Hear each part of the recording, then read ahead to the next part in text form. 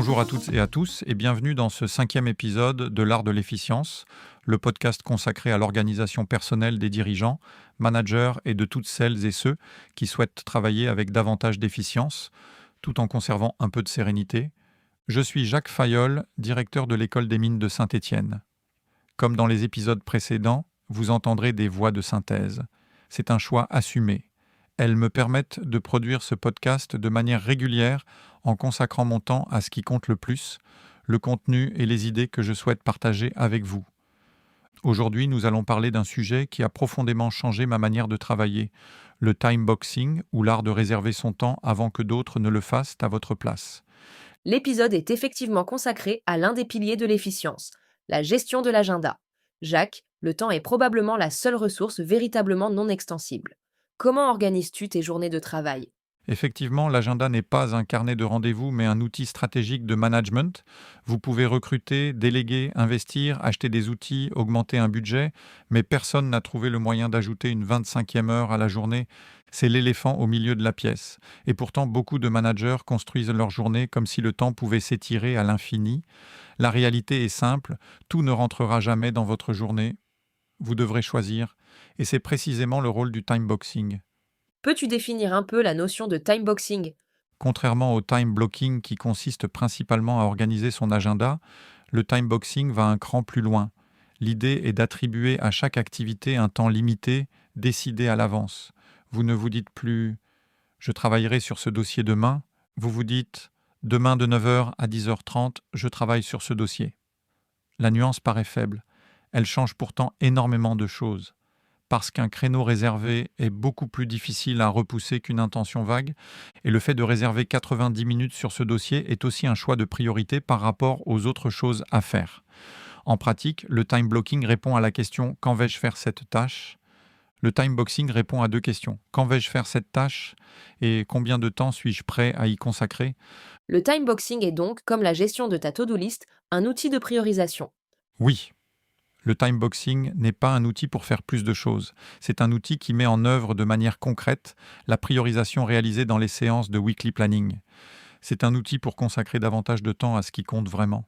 Lorsque je regarde mon agenda, je ne vois pas seulement des réunions, je vois également du temps réservé pour travailler, car répondre aux mails, préparer une décision importante, rédiger une note stratégique, réfléchir à un projet, ce sont aussi des tâches. Et elle mérite une place dans l'agenda. Une place clé, nécessaire et qu'il faut bien dimensionner. Je suis toujours surpris lorsque certains managers considèrent normal de prévoir une heure de réunion, mais trouvent étrange de prévoir une heure pour réfléchir. Pourtant, c'est souvent pendant ces heures-là que l'on crée le plus de valeur. Cela peut sembler étrange pour tes collaborateurs de savoir que tu réserves des plages de temps dans ton agenda juste pour réfléchir. Je ne crois pas. Vos collaborateurs attendent de vous une chose très simple. Ils attendent un manager organisé, pas un manager débordé. Un responsable qui court dans tous les sens est rarement rassurant. À l'inverse, quelqu'un qui maîtrise son agenda inspire confiance. Prévoir chaque jour un créneau pour traiter ses mails, par exemple, n'est pas un aveu de faiblesse. C'est une bonne pratique de management.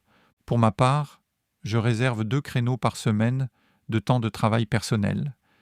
Ces créneaux apparaissent dans mon agenda exactement comme un rendez-vous et j'applique une règle très simple. Pendant ces périodes, je ne suis absolument pas disponible. Après tout, lorsqu'une personne est en entretien avec quelqu'un, personne n'oserait ouvrir la porte de son bureau pour lui demander un petit service de 30 secondes.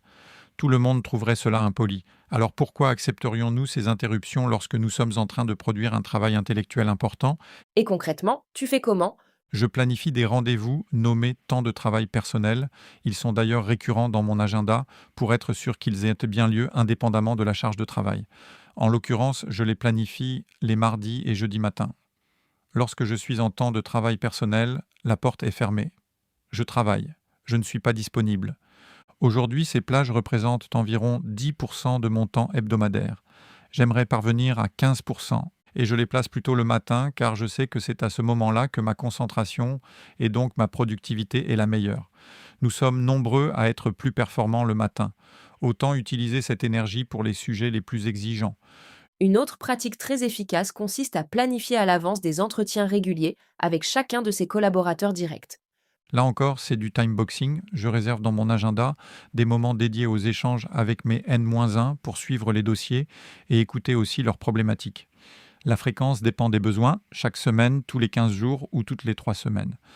L'essentiel est que ces rendez-vous bilatéraux soient prévus et inscrits dans l'agenda. Ils créent un rythme, facilitent le pilotage de l'activité et offrent à chacun un espace d'échange identifié. Cela contribue aussi à limiter les interruptions, comme nous le verrons dans le prochain épisode. J'essaie également de regrouper ces rendez-vous bilatéraux les uns derrière les autres, Pourquoi? parce que cela évite qu'un entretien particulièrement bavard déborde et décale la suite de la journée. Les réunions restent mieux cadrées et le reste de l'agenda est protégé. Mon agenda contient également plusieurs rendez-vous récurrents avec ma chef de cabinet pour piloter cette organisation et ne pas la subir. Chaque semaine, nous consacrons 1 heure au suivi des dossiers. Nous passons en revue les principaux sujets, les décisions à prendre, les prochaines échéances à préparer et les délégations de travail en cours. Nous avons également une demi-heure dédiée exclusivement à la revue de l'agenda. C'est un petit point qui intervient tout de suite le lundi matin pour anticiper le reste de la semaine. Cela peut sembler beaucoup.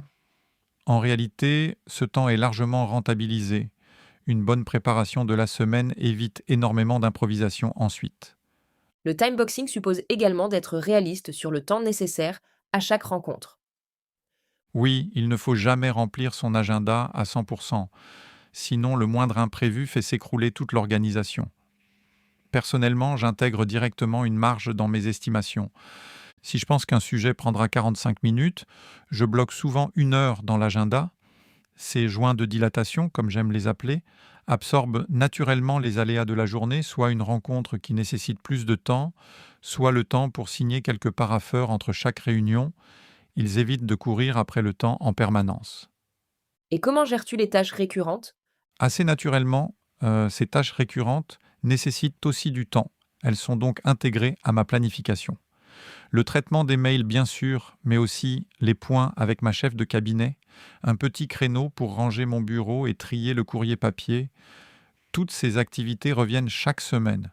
Autant leur réserver une place fixe dans votre agenda. Mais du coup, si tout est planifié, il n'y a aucune marge de manœuvre. Attention, il ne faut pas devenir esclave de son agenda. Le timeboxing n'est pas une religion, c'est un outil. Votre agenda doit rester au service de votre efficience. Pas l'inverse. Il faut savoir déplacer un créneau lorsque les circonstances l'exigent.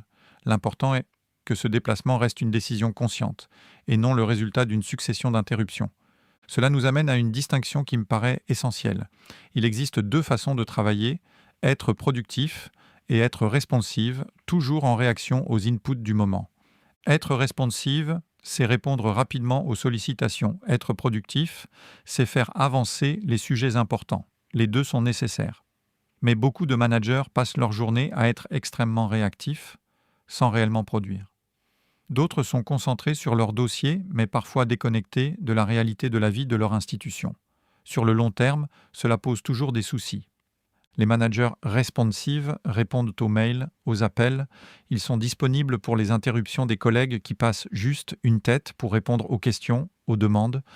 Et le soir venu, ils commencent enfin leur vrai travail. Ce n'est probablement pas une organisation durable. Il faut prévoir dans son agenda des moments où l'on est volontairement disponible pour répondre aux sollicitations et d'autres où l'on est volontairement indisponible pour avancer sur les dossiers de fond.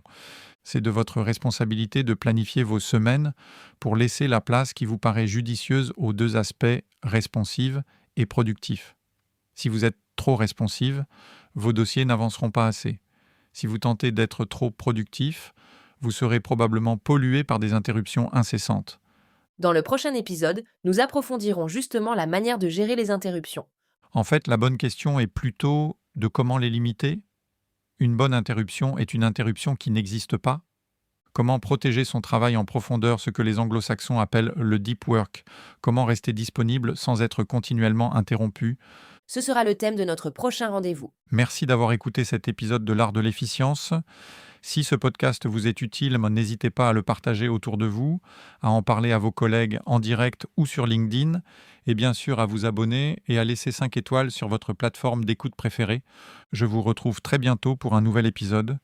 D'ici là, je vous souhaite de très belles journées, productives et efficientes, avec l'art de l'efficience.